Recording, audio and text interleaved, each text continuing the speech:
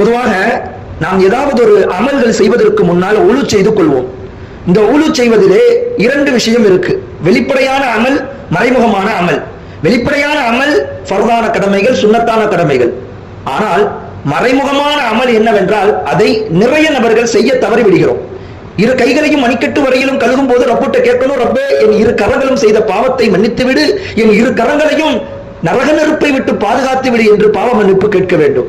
வாயை கொப்பளிக்கும் போது என் வாய் எத்துணை ஹராமான உணவை உட்கொண்டதோ அல்லது யாரையாவது பற்றி புறம் பேசியிருக்கும், பொய் பேசியிருக்கும், என் நாவை என் வாயை நரக நெருப்பை விட்டு பாதுகாத்து விடு.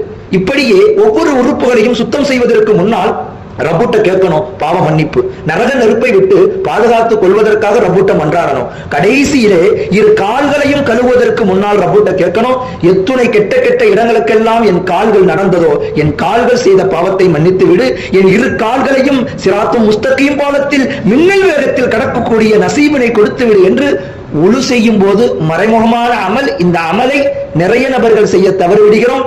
நிச்சயமாக சொல்லலாம், இந்த அமல்கள் நிச்சயமாக உங்களை சுவர்க்கத்திற்கு அழைத்துச் செல்லும், நரகத்தை விட்டு பாதுகாத்து விடும்.